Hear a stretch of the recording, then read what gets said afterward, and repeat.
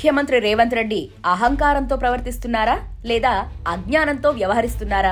భారత రాష్ట్రపతి ద్రౌపది ముర్ము ముందు కాలు మీద కాలు వేసి కూర్చుని అమర్యాదగా ప్రవర్తించారని సోషల్ మీడియాలో విమర్శలొస్తున్నాయి. ప్రధానమంత్రి సహా రాజకీయ ప్రత్యర్థుల్ని ఏకవచనంతో సంబోధించడం, వ్యక్తిగత విషయాలు ప్రస్తావించడం ఆయన అహంకారానికి నిదర్శనమని కొందరు అంటుంటే, లేదు, నేరుగా ముఖ్యమంత్రి పీఠంపై కూర్చోవటం వల్లే ఆయనకు రాజకీయ మర్యాద తెలియట్లేదని, అది అజ్ఞానమేనని అంటున్నారు.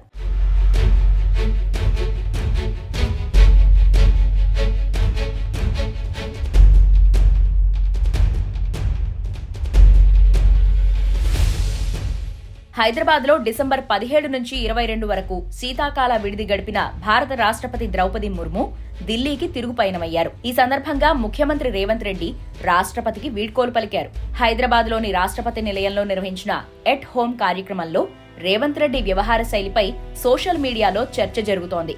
దేశ ప్రథమ పౌరురాలికి ఇవ్వాల్సిన గౌరవం ఇవ్వలేదని ప్రతిపక్షాలు సైతం విమర్శిస్తున్నాయి. ఆయన కాలు మీద కాలు వేసుకుని కూర్చోవటంపై సోషల్ మీడియాలో ఏకిపారేస్తున్నారు. రాష్ట్రపతికి ఇవ్వాల్సిన కనీస మర్యాదను సీఎం పట్టించుకోవట్లేదంటున్నారు. అసలు రేవంత్ రెడ్డి వ్యవహార శైలి మొదటి నుంచి ఇలాగే ఉందని, ఆయన అధికారంలోకి వచ్చినప్పటి నుంచి అహంకారంతో వ్యవహరిస్తున్నారని కొందరు ఆరోపిస్తున్నారు. అంతకుముందు కొందరు జర్నలిస్టులు కూర్చునే విధానంపై ఆయన విమర్శలు చేశారు.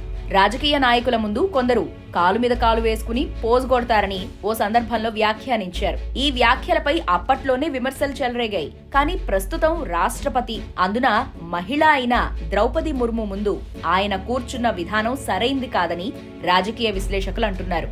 జర్నలిస్టులు వేరు, రాజకీయ నాయకులు వేరు అని దేశంలోనే అత్యంత ప్రాధాన్యత కలిగిన రాష్ట్రపతి పదవిలో ఉన్న వ్యక్తి ముందు ఒక ముఖ్యమంత్రి ఇలా వ్యవహరించడం భావ్యం కాదని చెబుతున్నారు.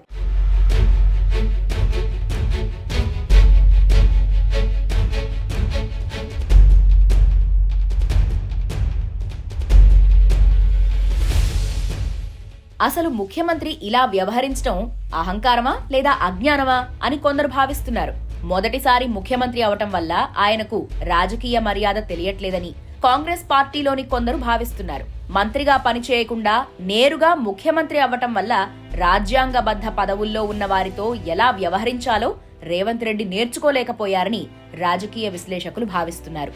జెడ్పీటీసీగా మొదలైన ఆయన ప్రస్థానం సీఎం పీఠం వరకు చేరినప్పటికీ రాజకీయాల్లో ఒక నాయకుడిగా ఎలా వ్యవహరించాలో ఆయనకు అనుభవం లేదని ప్రత్యర్థులు ఆరోపిస్తున్నారు.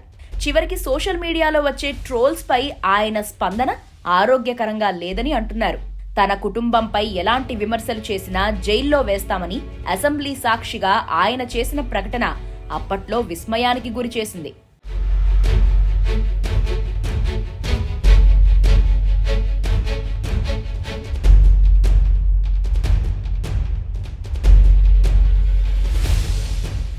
ఆయన కేవలం ఇదే సందర్భంలో కాదు, ప్రతి వేదికపైన అహంకారంతో వ్యవహరిస్తున్నట్లు కనిపిస్తోంది. విద్యార్థులు ఉద్యమాలు చేసినా, ఉద్యోగులు ప్రభుత్వంపై విమర్శలు చేసినా తట్టుకోలేని రేవంత్ రెడ్డి అహంకారంతో, అజ్ఞానంతో ఎదురుదాడి చేయటం ఆయన అధికారంలోకి వచ్చిన మొదటి రోజు నుంచే మొదలుపెట్టారు.